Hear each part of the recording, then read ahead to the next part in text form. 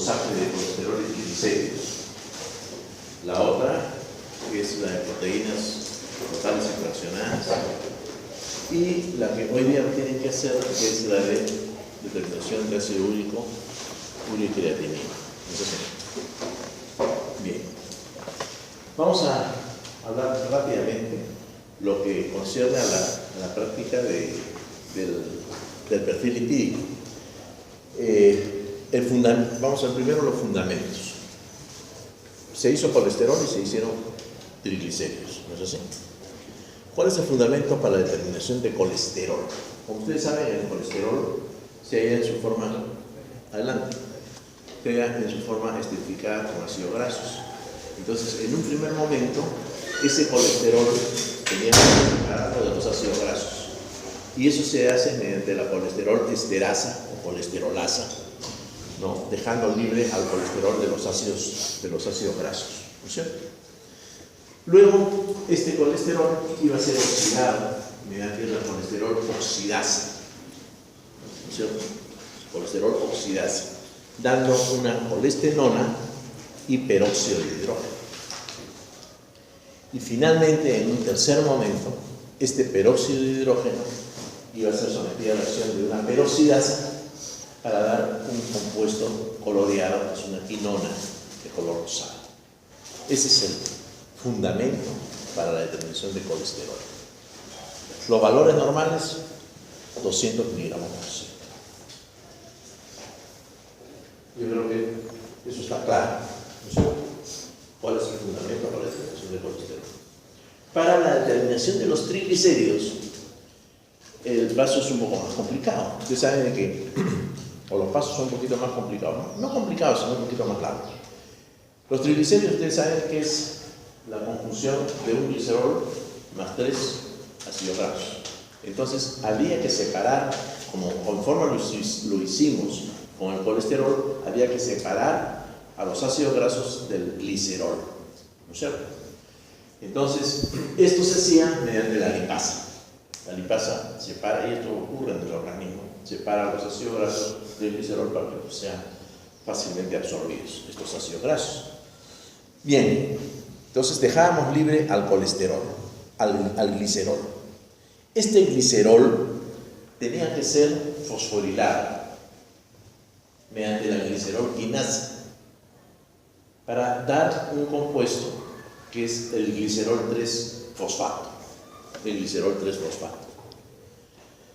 Con este glicerol 3-fosfato, ¿no?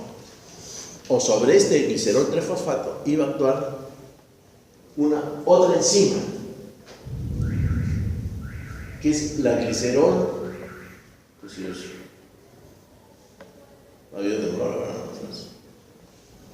que es la glicerol oxidasa, para formar la dihidroxiacetona fosfato más peróxido de hidrógeno. Y luego este peróxido de hidrógeno iba a ser tratado por la peroxidasa para dar una quinona, cuya intensidad de coloración es directamente proporcional a la concentración de triglicéridos. Yo creo que eso está claro. Vuelvo a repetir el fundamento, los pasos para la determinación de los triglicéridos. Primero, separar el glicerol de los ácidos grasos, y eso se hace mediante la lipasa.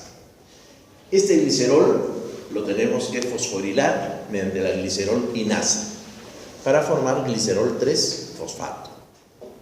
Este glicerol 3-fosfato lo tenemos que oxidar mediante la glicerol oxidasa para formar la dihidroxiacetona fosfato más peróxido de hidrógeno.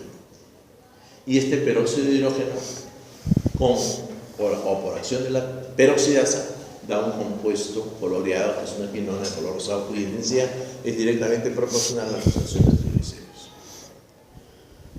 Como ustedes pueden advertir, siempre cuando se hablan de compuestos o de reacciones enzimáticas o de determinaciones por métodos enzimáticos, el producto final es el peróxido de hidrógeno, ¿no? Y es la acción de una peroxidasa sobre el peróxido de hidrógeno para formar siempre una quinona, ¿no? Ese es el común denominador de todas las determinaciones mediante los métodos o mediante la metodología enzimática. Muy bien, los valores normales de colesterol son del orden de los 200 y los valores normales de los triglicéridos es del orden de los 150 miligramos por ciento. Cuando solamente un alcance, porque nosotros ya hemos hablado de colesterol, en algunos tenemos clase teórica y no vamos a abundar más. Solamente que cuando hagan un perfil lipídico, acostúmense a pedir el perfil lipídico completo. Eso de pedir colesterol o triglicéridos, o colesterol y triglicéridos, solo no les da una buena visión de cuál es el perfil lipídico del paciente. Porque si la dislipidemia es a expensas de triglicéridos, el tratamiento es uno, con fibratos y reducción de carbohidratos en la dieta. Pero si la dislipidemia es a predominio de LDL colesterol, o sea, del colesterol que se denomina malo entre comillas, porque el colesterol siempre es colesterol, es la forma como en qué lipoproteína se transporta, es la que varía, y es la que lo hace malo cuando se transforma bajo las lipoproteínas de baja densidad, porque estas son las que penetran la íntima y se oxidan en la región subendotelial. Entonces, este es el colesterol que sí es dañino, y el tratamiento ahí es no pues con fibratos, sino con estatinas, ¿no? Ahí se utilizan las estatinas y básicamente una dieta baja en grasas. Entonces, si yo no pido el perfil lipídico, de repente el colesterol me sale pues 220, 230. Y las HDL, las lipoproteínas de alta densidad, las tienen pues en 80. Y las LDL las tienen en 135. ¿Le voy a dar tratamiento? No le voy a dar tratamiento, porque sus HDL están altas y probablemente ese colesterol elevado es a expensas de HDL. Eso no lo sabemos si solamente pido colesterol solo, o triglicéridos solo, o los dos. Siempre acostúmense a pedir el perfil lipídico completo. ¿Ok? Bueno, ya no hablamos más sobre esto, porque esto todo el metabolismo del colesterol lo hicimos en clase. La otra práctica que tenemos que hacer es la determinación de las proteínas totales y fraccionadas. ¿Cuál es el fundamento para la determinación de las proteínas séricas? Básicamente es la acción del reactivo del ion cúprico del biurel, con los nitrógenos de los enlaces peptídicos de la proteína, dando un compuesto de color coloreado de color violeta. Si yo quiero determinar compuesto coloreado de color violeta, cuya intensidad es directamente proporcional a la concentración de proteínas séricas. Si yo quiero determinar las albúminas, entonces estas albúminas yo las hago reaccionar con un reactivo que es el bromocresol, dándome un compuesto coloreado de color medio verdoso, cuya intensidad es directamente proporcional a la concentración de albúminas. Por lo tanto, yo tengo mi dosaje de proteínas totales y de albúminas. Por diferencia, hallo las globulinas, ¿no?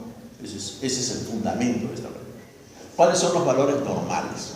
Los valores normales son de 6.5 a 8.5 gramos por ciento. Gramos, no miligramos, gramos por ciento. De los cuales a las albúminas le corresponde la mayor parte, que son de 3.5 a 4.5 gramos por ciento, y las globulinas de 2.5 a 3.5 gramos por ciento. Siempre las albúminas son más que las globulinas. Por eso cuando hablamos de relación albúmino-globulina, decimos que la relación es mayor que 1. Decimos que la relación es mayor que 1. Cuando esa relación se invierte, sea porque bajan las albúminas o porque suben las globulinas, hablamos de disproteinemia. Indudablemente que esta disproteinemia nosotros la vamos a tener en términos generales cuando hacemos un dosaje de proteínas totales y fraccionadas, pero no podemos ir más allá con este dosaje de proteínas. Entonces podemos ir hacia una segunda fase del estudio mediante el proteinograma electroforético. Mediante el proteinograma electroforético podemos estudiar las albúminas, las alfa 1, alfa 2, beta y gamma globulinas. Este proteinograma electroforético nos da una visión muchísimo más clara, así como pedimos el perfil lipídico completo. Y de igual manera, cuando hacemos el proteinograma electroforético, nos da una visión muchísimo más completa de cómo es el perfil proteico del paciente. Tanto es así de que hay ciertos patrones que son característicos del proteinograma en algunas enfermedades. En algunas enfermedades. Como por ejemplo, en las enfermedades hepáticas es común ver la disminución de albúmina, aumento de la beta-globulina. ¿No? En las enfermedades renales, como el síndrome nefrótico, por ejemplo, es común ver la disminución de albúmina con aumento de alfa 1 y alfa 2 globulina. En las enfermedades del tejido conectivo es común ver las hipergamaglobulinemias. Las hipergamaglobulinemias. Eso no lo podemos detectar con un dosaje de proteínas totales y fraccionadas. Tenemos que ir al estudio electroforético, es decir, someter a la proteína a un campo electroforético para ver su migración y separar las diversas fracciones globulínicas. ¿No? En el mieloma, en algunas neoplasias, por ejemplo, el mieloma múltiple. En el mieloma múltiple es característica la gamapatía monoclonal, una espiga altísima de gamma globulina, que uno viendo el proteinograma dice, cuidado, porque puede ser un mieloma múltiple, que es una neoplasia, ¿no? Una neoplasia de las células blancas, que son básicamente llevan al paciente a la muerte. Entonces, esto solamente lo podemos ver si es una gamapatía monoclonal, podemos verlo solamente con el proteinograma electroforético. ¿No? Cuando estamos frente a esta, así se llama, discrasia de células plasmáticas, porque es una neoplasia de las células plasmáticas, que son leucocitos de estas células plasmáticas, estas células plasmáticas, ¿no?, nos van a dar una gamapatía monoclonal típica, a diferencia de la policlonal, que tiene otra configuración en el proteinograma electroforético cuando estamos frente a un proceso infeccioso, o inclusive frente a un proceso de orden de enfermedad del tejido conectivo, por ejemplo. Entonces es diferente el patrón. De ahí que es importante el proteinograma electroforético. Y si queremos ahondar un poco más, podemos ir hacia la inmunoelectroforesis. Donde vamos a estudiar ya exclusivamente la fracción gamma globulínica. Y ahí vamos a ver, porque ahí están porque es inmunoelectroforesis, porque estudiamos los anticuerpos. Y ahí vamos a encontrar las inmunoglobulinas G, las inmunoglobulinas M, las inmunoglobulinas D, las inmunoglobulinas A, las inmunoglobulinas E, haciendo la inmunoelectroforesis. Por ejemplo, es de bastante utilidad y de uso frecuente cuando estamos frente a un proceso alérgico, por ejemplo, o estamos frente a una urticaria crónica o procesos alérgicos crónicos. Si nosotros hacemos dosaje de inmunoglobulina E, estas van a estar bastante elevadas. Entonces, eso nos da una prueba fehaciente, aparte de la clínica, nos da ya laboratorialmente un sustento para enseñar al paciente que usted lo que tiene es una alergia, ¿no es cierto? Puede ser medicamentosa, puede ser alimenticia o puede ser de otro orden, ¿no?, con incremento de las inmunoglobulinas E. Y podemos con el tratamiento ir viendo no solamente cómo mejora de la urticaria, sino cómo van disminuyendo las inmunoglobulinas E. Bien. Entonces, esto con respecto a las proteínas séricas. Las proteínas séricas tienen pues una serie de roles, ¿no? ¿Cuáles son los roles que le asignan a las proteínas séricas? ¿Qué función tienen? Tienen un montón, a ver. ¿Cómo? Mantiene la presión coledosmótica del plasma. ¿Qué otra? Nada más. ¿Qué otra función tienen las proteínas?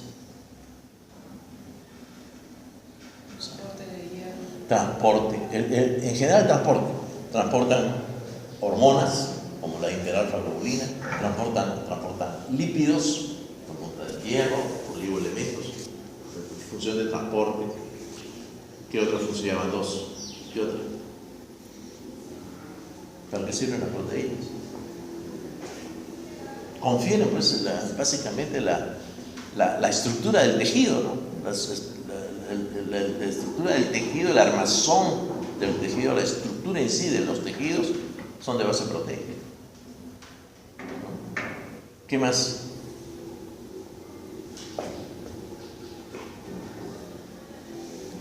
Yo quería ahondar un poco en lo que concierne, porque todas estas funciones son sabidas, en lo que concierne a cómo las proteínas séricas pueden mantener la presión coledosmótica del plasma. ¿Tienen un pulmón sólido? ¿Tienen? No. ¿No tienen? La secretaría. Fíjate si estaba viendo, estaba cerrada. Y después están muy pintas. Sí, la vi. Sí. ¿Cómo es que las proteínas séricas mantienen la presión osmótica o coledosmótica del plasma? ¿Cómo? No, eso sí mantienen, pero ¿cómo? Ustedes acá tienen el capilar, acá tienen el espacio intersticial, acá tienen la seno. El capilar tiene un extremo arterial y tiene un extremo venoso. Entonces, este capilar tiene sus poros, ¿no? Que permiten el pasaje de plasma, ¿no? Hacia el intersticio, pero en muy poca cantidad. Y permite también el pasaje de las proteínas muy pequeñas de muy bajo peso molecular. Entonces, sobre el extremo arterial del capilar hay fuerzas que tratan de desplazar líquido hacia el intersticio. Entonces, hay tres fuerzas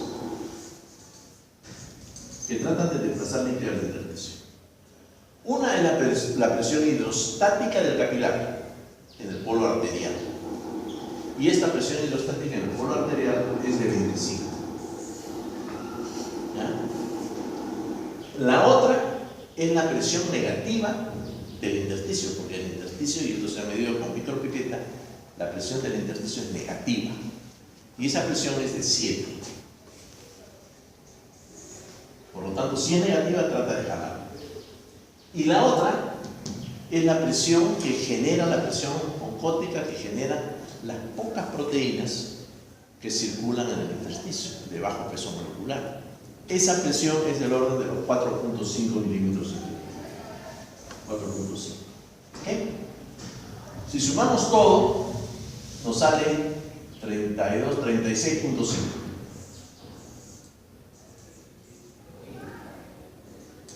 Quiere decir que en el polo arterial del capilar, hay una presión de filtración del orden de los 36.5 milímetros de mercurio. ¿Ok? Quiere decir que acá hay esa presión de filtración. ¿Cuál es la fuerza que se opone a esto? Uno de tus compañeros pasa, ¿no? ¿Cuál es la fuerza que se opone? La fuerza que se opone es la presión hidrostática o la presión coledosmótica que está dada por las proteínas. Y esta presión es del orden de los 28 milímetros. Oye, gracias. Es del orden de los 28 milímetros de mercurio. Gracias.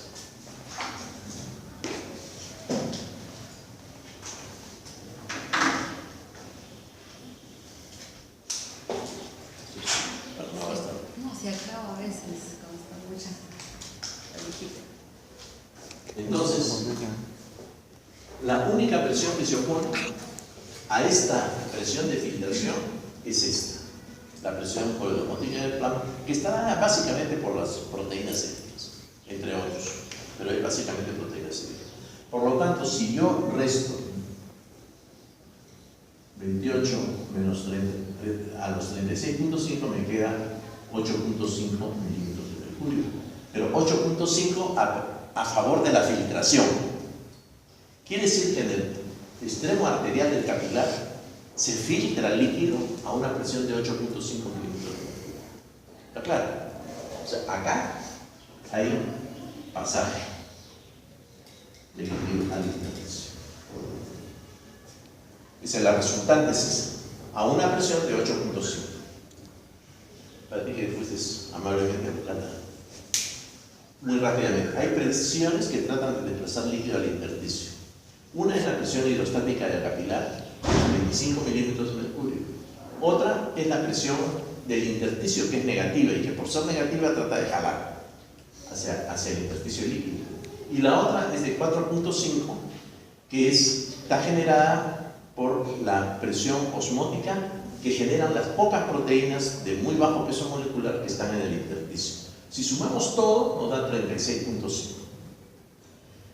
A esta fuerza se oponen las proteínas séricas que están acá, en el espacio intravascular, que generan una presión de 28 milímetros de mercurio. Por lo tanto, en el extremo arterial del capilar, si yo resto 36.5 menos 28, me da 8.5. Pero 8.5 a favor de que se filtre líquido hacia el intersticio. ¿Está claro? En el extremo venoso, en realidad son las mismas fuerzas. La presión hidrostática, la presión negativa y las proteínas séricas.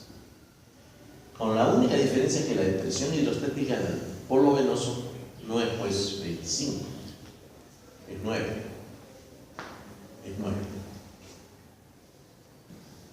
Y lo otro es igual, menos 7, que para los efectos positivos, y 4.5. Si yo sumo acá, me va a dar 20.5. 16 y 20.5. Quiere decir que hay un desplazamiento de fuerzas, o una presión efectiva de estas fuerzas para que se desplace el líquido al del orden del 20.5 milímetros de mercurio. ¿Cuál es la fuerza que se opone a esto, a que pase el líquido acá? Los 28 milímetros de mercurio. Por lo tanto, si yo resto 28 menos 20.5, tengo 7.5. Pero 7.5 a favor de qué? De que haya una reabsorción o resorción de líquido hacia el espacio intravascular. Quiere decir que en este lado hay resorción de líquido. ¿Está claro? Pero vemos pues que acá hay 8.5 y acá hay 7.5. Hay una diferencia de 1. De apenas 1 milímetro de mercurio. Ese milímetro de mercurio es el que va a generar el flujo intersticial primero, flujo linfático después, a través del conducto torácico. ¿Está claro? Entonces, esa es la forma como actúan las proteínas séricas, manteniendo la presión coledosmótica del plasma. A esto se denomina el equilibrio dinámico capilar. Cuando hay líquido acá, cuando aumente el líquido, entonces se produce ¿qué cosa? El edema. Cuando vemos edema es porque ya hay líquido intersticial aumentado. Y puede deberse por muchas causas. ¿Cuáles son? Una, que aumente la presión hidrostática. Un aumento en la presión hidrostática, como puede ser en la insuficiencia cardíaca, en los pacientes con varices, grandes dilataciones varicosas, la presión hidrostática aumenta y se hincha. Por ejemplo, es típico que los pacientes portadores de insuficiencia cardíaca se le hinchan los tobillos, se le hinchan las piernas. Cuando hay un proceso obstructivo a nivel de las ilíacas, una neoplasia, un linfoma, aumenta la presión hidrostática y a nivel venoso y se hinchan las piernas. En los pacientes simplemente con varices, es muy común encontrar pacientes que sufren varices más o menos importantes, encontrar el edema en las piernas, tanto que el paciente tiene que levantar sus piernas para aliviarse. Entonces el aumento de la presión hidrostática es una causa de que se produzca edema. Otra causa, cuando hay una disminución de las proteínas séricas, cuando las proteínas séricas disminuyen. Y las proteínas séricas pueden disminuir por diversos factores. En nuestro medio muy común es la falta de comida, ¿no? Básicamente en el kwashiorkor, que es la desnutrición proteica, ¿no? Vemos que los niñitos, por ejemplo, los chiquitos en la Amazonía, que parecieran que estuviesen gorditos, porque están llenos de agua, ¿no? Porque no hay proteína. Son niños que se alimentan de plátano y yuca, ¿no? Y arroz. Entonces no hay consumo de proteínas y por lo tanto generan edema, desnutrición, por baja síntesis hepática, como sucede en los cirróticos. El paciente cirrótico hace edemas, se le hinchan las piernas, entra en anasaca, que es el edema generalizado, porque no produce albúmina, no sintetiza albúmina y por lo tanto hace edema. Entonces, por falta de ingesta, por falta de producción o por pérdida también, porque se está perdiendo mucha proteína. ¿Cuándo se puede perder mucha proteína? En el síndrome nefrótico, cuando hay daño renal. Entonces el glomérulo se daña y ya no es pues ese filtro, ya no desempeña su función de filtro importante donde solamente pasarán las proteínas de muy bajo peso molecular, sino que pasan todas las proteínas, es una coladera. Entonces por ahí se pierden proteínas y cuando hablamos del síndrome nefrótico normalmente se pueden perder hasta 150 gramos de proteínas en 24 horas. 150 miligramos de proteínas en 24 horas. Es una cantidad muy pequeña, pero son proteínas de muy bajo peso molecular. Son proteínas, las denominadas proteínas de Townes-Hochfeld, que son producto de la descamación o del esfacelo de los tubulis, ¿no? Básicamente son esas, porque el glomérulo sano impide que la proteína pase. Entonces, pero cuando el glomérulo está dañado, como por ejemplo en la glomerulopatía diabética, por ejemplo, de Mr. Wilson, entonces, o en el lupus eritematoso sistémico, el riñón viene a ser una coladera, pasan todas las proteínas. Entonces se pierden grandes cantidades y cuando se pierden más de 3 gramos de proteína en la orina, más de 3 gramos, ya hablamos de síndrome nefrótico. Yo he visto pacientes que han perdido 6, 8, 20 gramos de proteína y la característica pues que están edematosos, ¿no? Están hinchados, ¿no? La nefropatía de cambio mínimo, por ejemplo, que da mucho edema, sobre todo en jóvenes. Entonces, por pérdida. Y también en los quemados. En los grandes quemados hay pues una disfunción total de la membrana capilar. Y por ahí filtra todo. Por eso es que los quemados necesitan plasma, ¿no es cierto? Y albúmina, es lo primero. Un gran quemado se trata con plasma o albúmina, ¿no? Para poder mantener esa presión del plasma. Bien, entonces, pero para que se presente este edema, ¿no? El organismo tiene un mecanismo de seguridad. ¿Y cuál es ese mecanismo de seguridad? Ese mecanismo de seguridad está dado, en primer lugar, es el orden de los 15 milímetros de mercurio, 15. Y esto quiere decir que esos 15 milímetros de mercurio, en primer lugar, salen de los 7 milímetros que tendría que hacerse positivo el espacio intersticial. Porque si esto es negativo, para que haya líquido, tiene que ser positivo. Y si la presión es normal, es a menos 7, 7 será un factor de seguridad para que se acumule edema. El otro factor es de 4 milímetros, que está generado por el arrastre de las pequeñas cantidades de proteínas de bajo peso molecular que van a través de la vía linfática. Eso nos da un factor de seguridad de 4. Y el otro, que nos da también, el factor de seguridad también de 4 milímetros de mercurio, que está generado básicamente por el flujo continuo de la linfa, sin obstrucción alguna. Cuando hay obstrucción, obviamente, esto cambia. La obstrucción linfática genera edema, se llama linfedema, ¿no? Y este factor de seguridad ya no se presenta.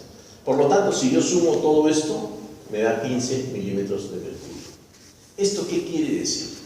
Esto quiere decir que si hay un factor de seguridad de 15 milímetros, el edema aparecerá cuando las proteínas séricas disminuyan en 15 milímetros de mercurio. O sea, lleguen a generar solamente 13 milímetros de mercurio. ¿Está claro?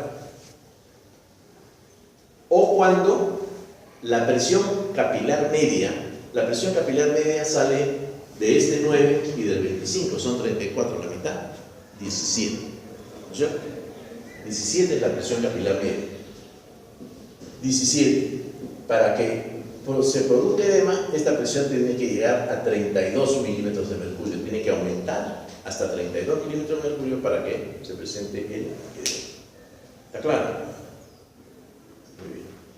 Bueno, terminamos con lo que es proteínas. Ya hemos hecho lo que es perfil lipídico, proteínas séricas, y ahora pasamos rápidamente a la práctica de hoy. No vamos a hablar nada de ácido úrico porque hemos tenido una clase de gota y hemos visto todo el metabolismo del ácido úrico, por lo tanto ya no vamos a repetir. ¿Cuál es el fundamento para la determinación de ácido úrico? Básicamente es la acción de una enzima que nosotros no la tenemos. ¿Quién tiene esa enzima? Los monos.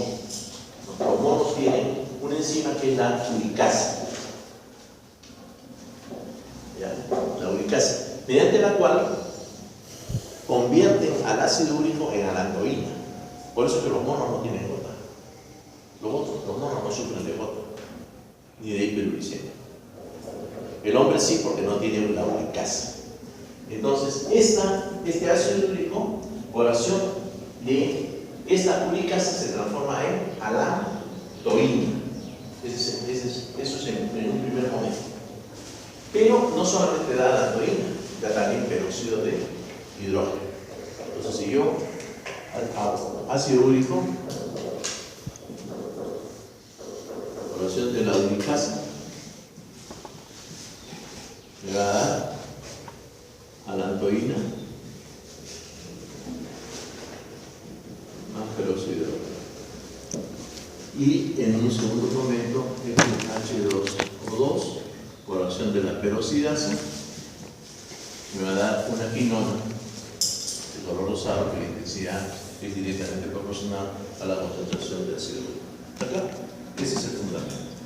Valores normales de 5 a 7 miligramos por segundo. 5 a 7 miligramos por segundo. Ya no vamos a revisar nada de su metabolismo ni nada, porque sencillamente ya todo eso lo hemos visto en la clase teórica. Pero el fundamento para determinar ácido úrico mediante por el método enzimático, porque hay otros métodos. Por el método enzimático es con la uricasa, que da alantoína más peróxido de hidrógeno, y el peróxido de hidrógeno con la peroxidasa nos da la quinona. ¿Está claro? Bien.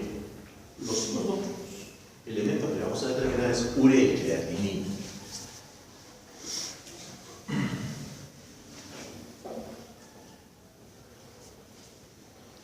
Para la creatinina utilizamos el método de Jaffe.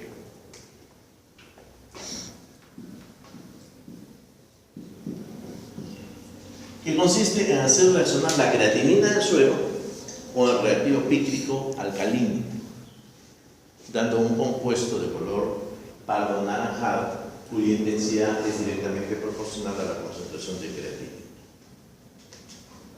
¿Está claro? Vuelvo a repetir. La creatinina reacciona con el reactivo pícrico alcalino, o picrato, dando una coloración pardo anaranjada cuya intensidad es directamente proporcional a la concentración de creatinina. Valores normales de 0.5 a 1.2, de 0.5 a 1.2 miligramos por ciento. Ese es el método de IAFE para la determinación de creatinina. La otra determinación que ustedes van a hacer es la determinación de urea.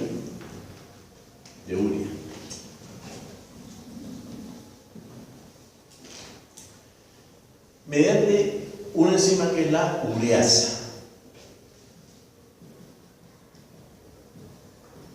Método enzimático también. Aquí lo que hace es separar un grupo NH3. Por acción de la ureasa se separa o se elimina un NH3 y dióxido de carbono, CO2. ¿Está claro? Luego, este NH3, mediante el alfa-cetoglutarato,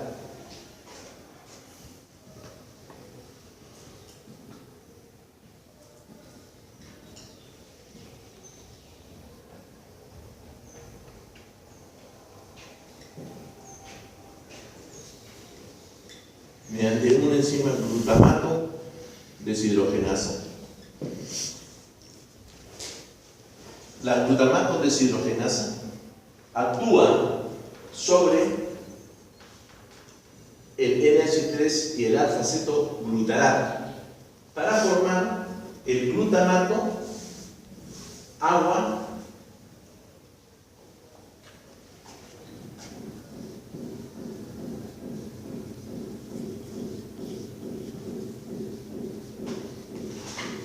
más H2O. Acá interviene también el nata.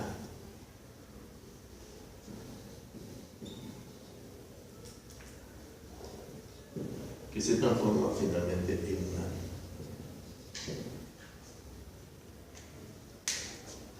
Entonces, vuelvo a repetir, la ureasa actúa sobre la urea, prendiendo un NH3 más CO2, más un CO2.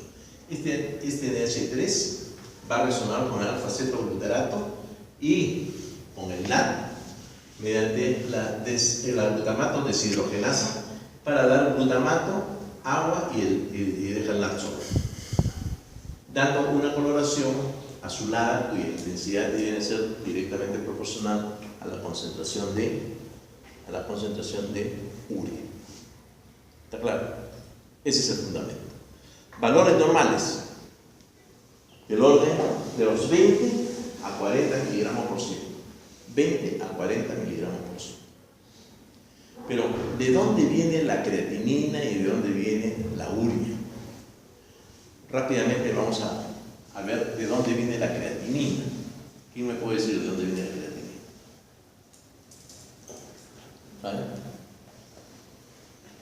Ustedes van a hacer la práctica ahora y tienen que saber de dónde proviene la creatinina. Miren, la creatinina viene de una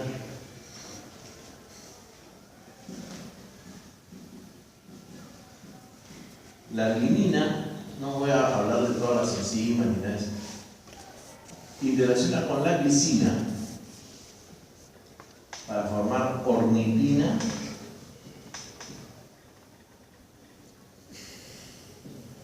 más el ácido guanido acético o glucosamina. Ácido guanido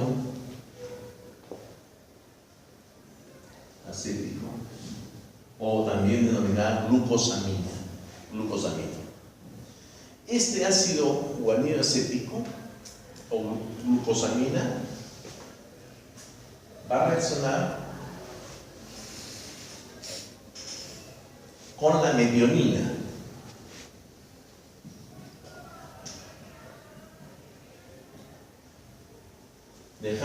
Convirtiendo esta metionina en homocisteína.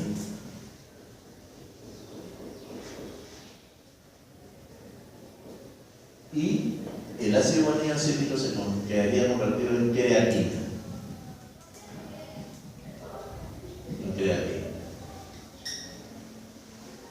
Esta creatina tiene dos alternativas. Pierde agua y se forma la creatinina.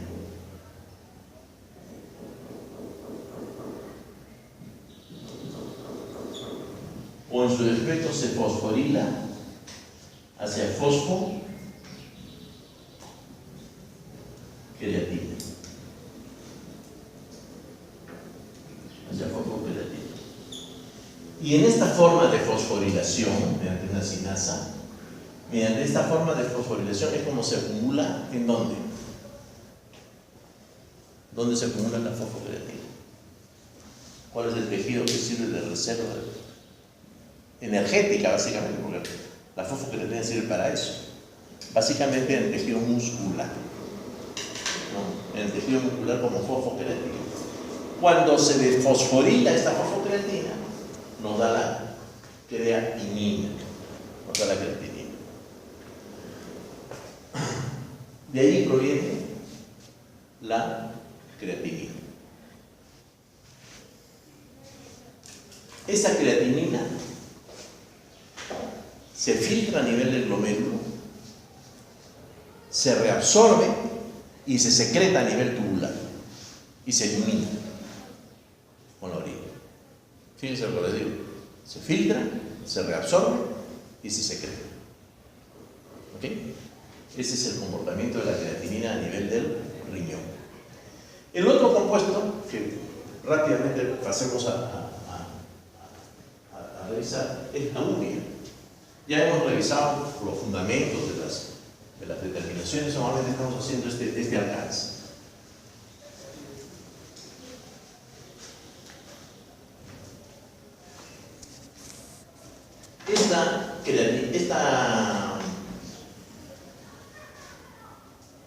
Esta urea sirve la síntesis. ¿Dónde se sintetiza la urea?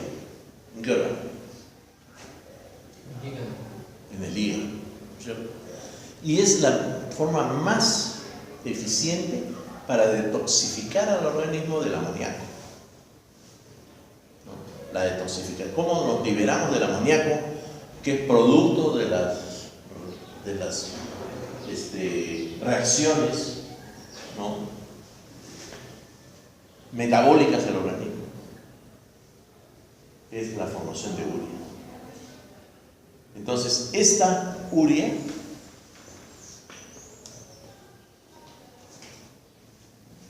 este amoníaco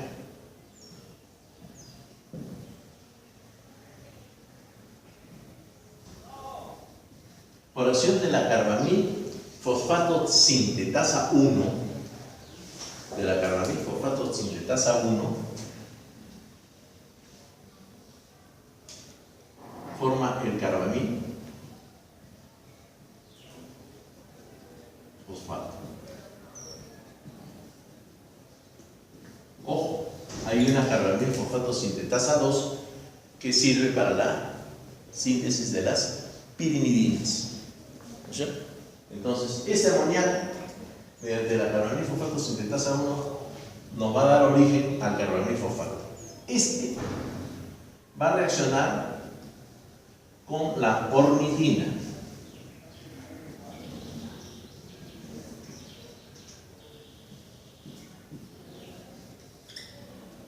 Y forma la citrulina.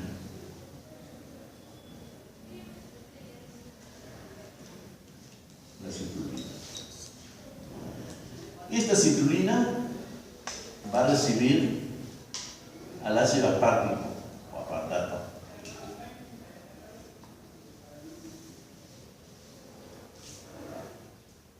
Para formar el ácido.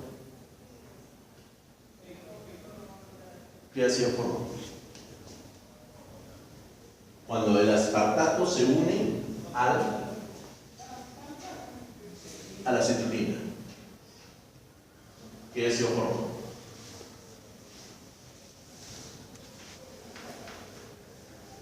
¿No han visto ustedes esto? Forma el ácido arginino succínico.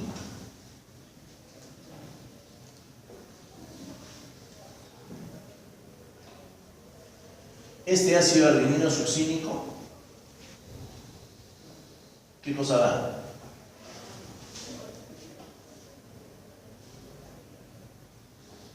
La arginina. Previamente se prende fumarato o hacer fumareo. Y no, acá tenemos la arginina.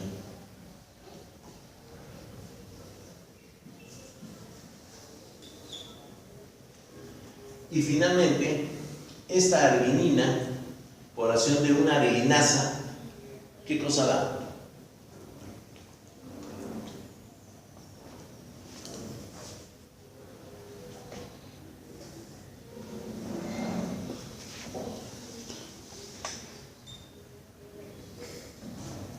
La urea. Más la ornitina. Y esta ornitina sigue sirviendo para que se sintetice más urea, pero la base está en la incorporación del amoníaco, ¿no?, para formar la molécula de carbamida fosfato. O sea, la base es la formación del carbamida fosfato, para que esta ornitina reaccione con lo mismo que tiene el amoníaco para que nos dé todo esto. Y finalmente se elimina la urea que contiene el amoníaco. La urea contiene amoníaco. Entonces es la forma de detoxificar el organismo del amoníaco, producto de dónde proviene el amoníaco, de la desaminación oxidativa de los aminoácidos. De la desaminación oxidativa de los aminoácidos. Hay otra forma que también se tiene el organismo y que funciona a nivel de algunos tejidos, como el tejido cerebral, que es la formación de glutamina. El amoníaco, producto de la desaminación oxidativa de los aminoácidos, se conjuga con el ácido glutámico. Se conjuga con el ácido glutámico, se une al ácido glutámico mediante la glutaminosintasa. Y esta glutamina, este ácido glutamino se transforma en glutamina. La glutamina es totalmente inocua a la economía. No es dañina, no tiene efecto deleterio como tiene, sobre todo a nivel del sistema nervioso central, como tiene el amoníaco, ¿no? Entonces, esta glutamina entra a la circulación y en el riñón hay una enzima que se llama la glutaminasa renal. Esta glutaminasa renal hace que la glutamina se convierta en ácido glutámico, que se absorbe a nivel tubular, y en amoníaco, que se elimina por orina. Es la otra forma que tiene la economía, que tiene el organismo, para liberarse del amoníaco, producto de la desaminación oxidativa de los aminoácidos, ¿no? Y hay otra forma que es la eliminación ya fecal, ¿no?, a través de las heces. Bueno, este es el denominado ciclo de Krebs-Gensen. Entonces, cuando nosotros, tanto urea como creatinina, nos sirve ya en la práctica para ver cómo va la función del riñón. Cuando nosotros vemos de que el riñón o que la urea y que la creatinina están aumentadas, nosotros decimos que hay una hiperazoemia. Hiperazoemia quiere decir que hay aumento de los compuestos nitrogenados, ¿no es cierto?, por alguna causa.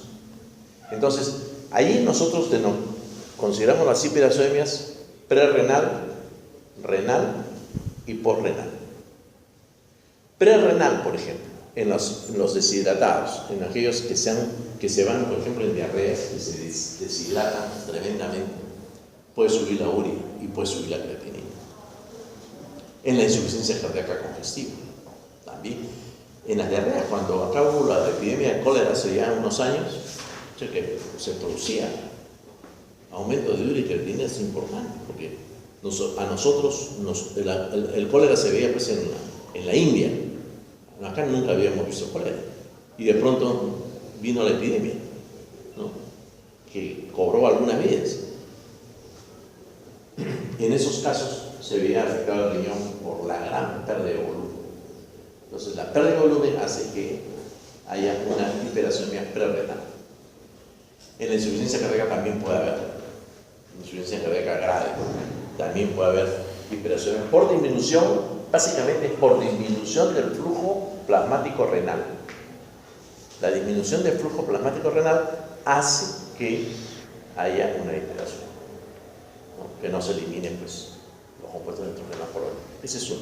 Renal, cuando falla el riñón, de ahí tienen una cantidad, pues, la neuropatía diabética, el lupus, y en general todas las situaciones que lo llevan al paciente a una insuficiencia renal crónica.